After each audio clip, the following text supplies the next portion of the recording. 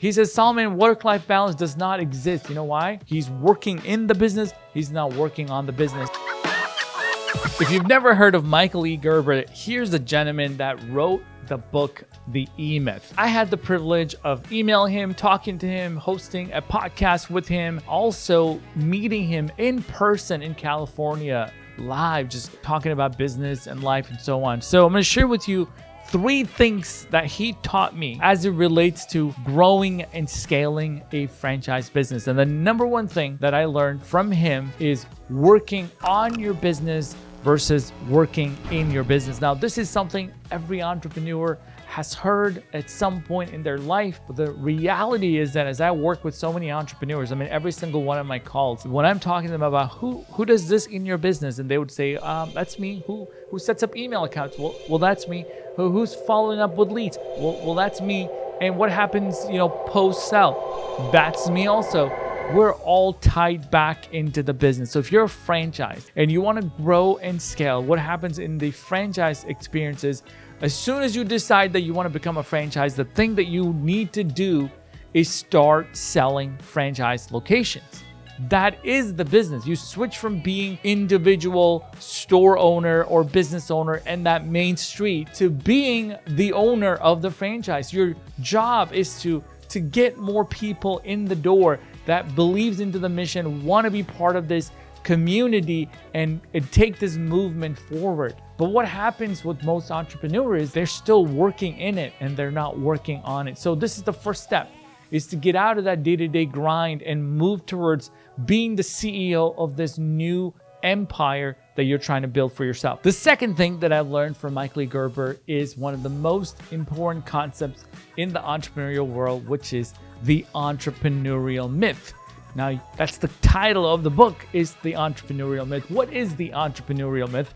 Well, it is that if you are really good at what you do, which is you have the technical skills. I know a lot of people that love to bake, and my wife is one of them. But that doesn't mean that you're a good bakery owner. That does not mean you know how to run and build a business. Because running a bakery shop, one of my friends just recently opened up an organic bakery down the street. He says, Solomon, work-life balance does not exist. You know why? It's because he just doesn't have any more time to do it. He's a technician. He's working in the business. He's not working on the business. So this is the challenge, is that the entrepreneurial myth is real and is still true to this day. If you're really good at your business, if you're a really good CPA, that doesn't mean you are an amazing business owner that has all the leadership skills, all the skills about hiring people, scaling, building systems. This is one of the fundamental things that I learned because I was a really good technician. But guess what? It didn't mean that I actually knew how to get my business to the first million or 2 and 3 and 5 and whatever else. And this is the same reality in every single business owner.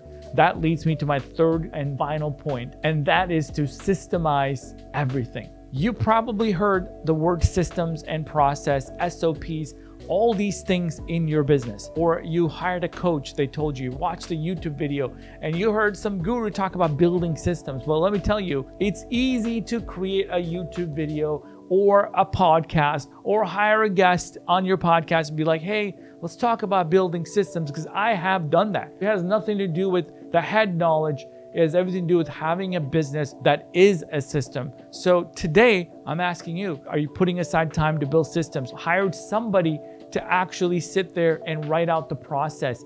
And are you checking those processes to see if it's still relevant, whether it's hiring, whether it's firing? Now, let me give you, in terms of a franchise perspective, your marketing has to be a system, just like however you deliver the product and services to your people.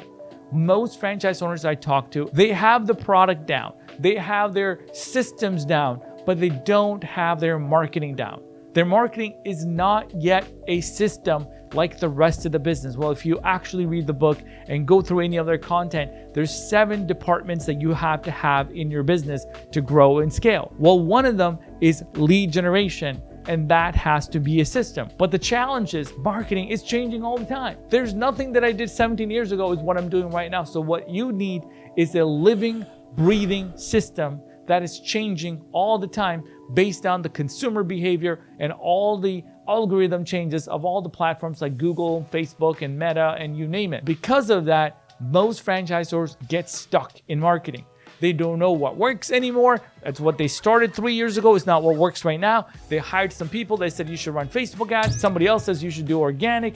And guess what? There's so much noise coming in, barely any signal. So what you need to figure out is how do you convert what you do really well in your products and services into how do you sell this entire experience? How do you turn that into a marketing experience? How do you build out a system that can be replicated from location to location at scale? So that's what I want to talk to you today about, these 3 things that I learned from Michael Gerber. Let's take it from the top. Number 1, working on your franchise, not in it. That's rule number 1. The second one, I want you to understand the entrepreneurial myth is more true today than ever. Just because you're good at something doesn't make you a great marketer or a business owner. And number 3 is building a system around everything. Look, you couldn't be a franchise if you didn't have systems and process, but that doesn't mean your marketing systems is as solid it can be. And that's why we exist. And if you have more questions, want to grab this book, you probably already have it, or you want to just talk to our consultants about, hey, Solomon, I want to learn more about the franchise systems you guys have.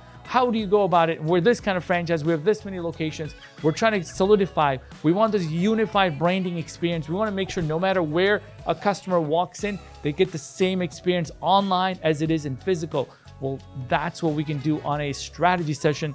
There's going to be a link below this where you can do that one-on-one call and learn more about us. Or you can just like this video and consider subscribing, where we dive into all things franchise marketing. Thank you so much for watching, and I'll catch you on the next Franchise Mastery.